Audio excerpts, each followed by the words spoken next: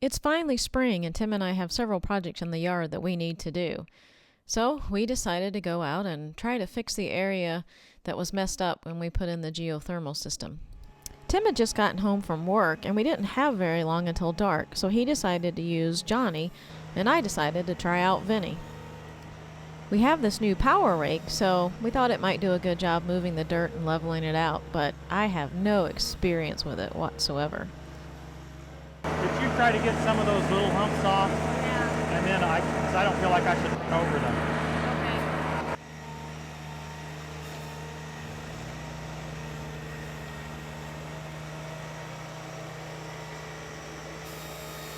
Fortunately, the Ventrac is easy to operate. I was happy to have a relaxed project where I didn't have to be perfect. We weren't in someone else's yard, and, well, even if I messed up our yard, Tim can probably fix it.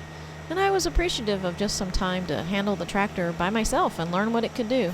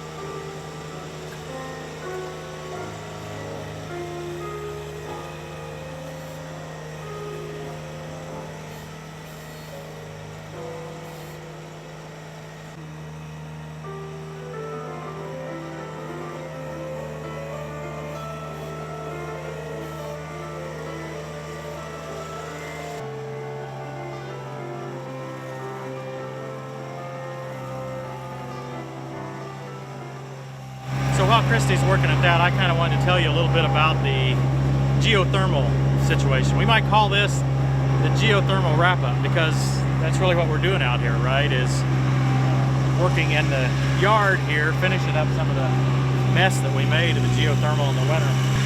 I think when I first laid out what we were doing with the geothermal, I told you that it was going to cost somewhere around $19,000 total, and I laid that out in an earlier video. Go check that video out. You can see all about the cost, the breakdown that we were going to have. Well, with our project, as has seemed to be the case here lately, anything to do with this new house, we had cost overruns everywhere. Cost overrun, that sounds like a pretty good term, but it felt a lot worse than that. First thing was we had Big Casey out here, if you remember that, to dig this trench. We were going to dig it all the way down through there, and they just got started with it, and I mean, it was totally saturated. The walls fell in. So we had to resort to a boring technique. Now, we did a horizontal bore, not a vertical bore, but that added some extra expense there. Once we got inside, we found several other things that had to be done. The water tank could not be put where we wanted it. In other videos, you've probably seen the water lines running up over our garage. It was extra plumbing cost because of that. We did choose to put in an on-demand water heater, so that portion of the cost was an option, right? We didn't have to do that. We could have went with a regular water heater, probably would have saved us a good bit of money there. But once we got the geothermal in and installed and working, well, working being a question mark after that. Once we got it working, we realized that it was running on auxiliary heat probably half the time. So it was costing us a ton. That first month it cost us well over $300. It might as well just had electric heat, I think. The house, turns out, was very efficient. We had someone come in later and do an audit on our house, and they said that it was very efficient, so that wasn't the issue. What we determined was that the ventilation system in the house was almost non-existent. We went back to the far bedrooms of the house, and the vents were putting out they had no flow at all. So one end of the house where the system was putting out plenty of air, but down at the other end where the thermostat was, there was no air. So it couldn't heat up the house. There was no way for air to get there.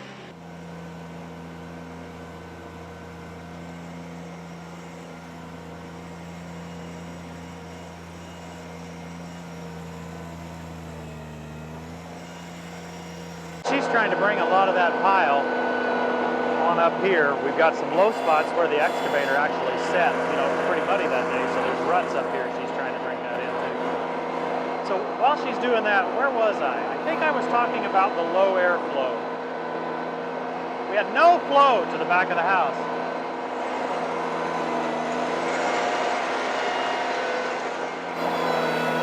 It was so bad that we still had to use space heaters to get the thermostat to come up to temperature. Now, in our bedroom, it was hot as could be, because that's near the system. But on the other end of the house, still had to use space heaters. This was very frustrating. At that point, we had over 20,000 in the unit. So what happened here? There was an assumption made that our ductwork was fine. We didn't really even give a look at the ductwork. Should have been fine. The house was built in 1996. There shouldn't have been any issue. After we found out there was no airflow, the guys got under there and looked at it. The way the ductwork was put in, and it was using flexible tubing and not large enough tubing, didn't have a main trunk line. We realized we had to put in entire new ductwork, beginning to the end. So that's what we did. Another $3,000, $3,500, something like that. It was crazy high. And of course, this is after we'd already spent what we thought was necessary. So we got the new ductwork in. We thought we're home free now. It didn't help. Well, it helped a little bit. We didn't have to use the space heaters anymore, but the auxiliary heat still ran all the time. We let it run like that for 2 months. Kept calling them, and they were too busy to come out. And, oh, it's been really cold. Your auxiliary heat will have to run. And I say, yeah, but this is ridiculous. It shouldn't run all the time. Look at, we have this fancy thermostat. We can see our exact usage. We can see which stage of heat is running. Very fancy, very nice. But the information it was telling me I didn't want to hear. So after this whole time, what we learned was that our system was configured incorrectly. Just one minor setting.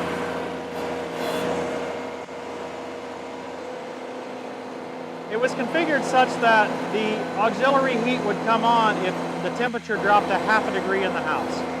All three of the settings, the 2 stages of geothermal followed by the auxiliary heat, each were set at ½ degree. So basically 15 minutes it would stay on the first stage, 15 minutes it would stay on the second stage, and then it would go to auxiliary heat and roll back out. So it really didn't give the geothermal time to do its job. Once they got this reconfigured, such that we have a 2-degree drop now before the auxiliary kicks on, we've only had the auxiliary heat on once. So while this has been an extraordinary pain, right now I think we got it right, and I think it's working. We're satisfied with it, if that was the only problem. Now, we haven't had any below 0 days since then. I kind of thought at first that's what they were doing, was, going to come out in May and say, hey, your heat's working pretty good. No, it really wasn't the case. That's just how it goes. They did get out here in time to make that adjustment before the cold weather was totally gone. So we did get a chance to see some below 20-degree weather at least. We put the gauge wheels now to where it doesn't cut very deep at all. That protects the grass a little bit more. Early on, we wanted the gauge wheels up out of the way so that we could do get some bigger humps moved.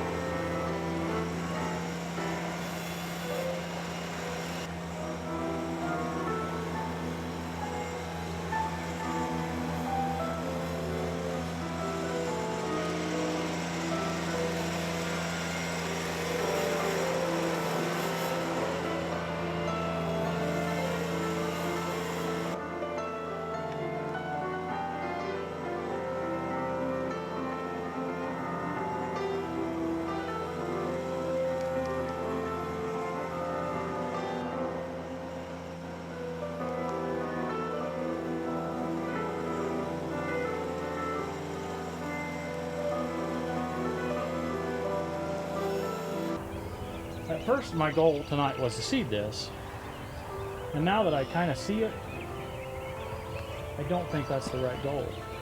Okay. I think maybe the goal is just to let it get rained on now and come out and do it again. It might be good to try to till that a little bit more up there. Yeah. Why don't you play with it? Okay.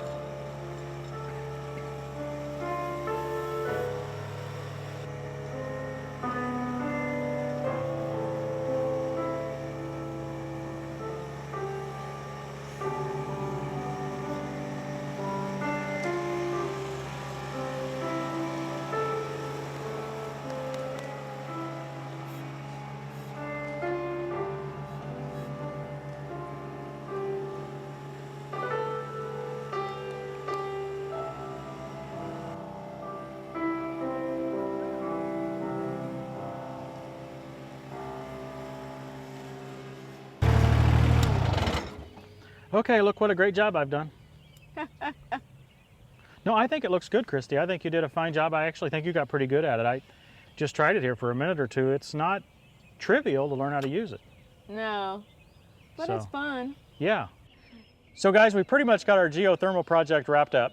I think I didn't get to the final price. It was somewhere around $28,000 total. Yeah. Yeah. Now some of that was some optional stuff we did, and the ductwork doesn't count towards the geothermal, but it counts toward the expense we had to do Right. that we didn't plan on. I don't think this is quite dry enough to seed. I'm afraid if we got our seeder out tonight, Christy, it would just ball up in the It'd be really muddy. aerator. So I don't think that's a very good plan. I do think this is going to be leveled off nicely, and it's supposed to rain a lot tonight actually. Yeah. So maybe we'll get out as soon as it dries up a little bit with that aerator. We might not have to do any more tillage work to it. We might just take the aerator and it'll break it up some Yeah. and make that work. I get to do that. Yeah, I like Vinny. Vinny's mine now. Yeah, hey, you did a great job with this power rake. Neither of us knew how to use it. We had a little discussion off camera and she decided she was going to drive it. Trial and error. Well, that's what it is, right? Since, you know, I didn't know how to use it either, so I figured one of us needs to learn. And for me, it's a whole lot more comfortable in our own yard. Yeah. Where if I mess it up, I mess it up. Who cares? And I'm kind of just What do you mean, who learning. cares? Well, you can fix it. If she messes it up, we have another project, right? Exactly. What's the big deal? Vinny, you did well. I'll take him to the shed, put him to sleep for tonight. Okay. We'll see you next time on Tractor Time with Tim.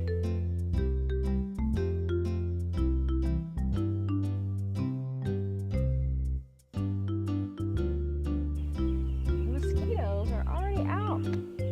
That's what happens when you live in a swamp. Yeah. Did you change the seat again? I slid it back. I told you, Vinny's mine. You can't change the seat. Okay.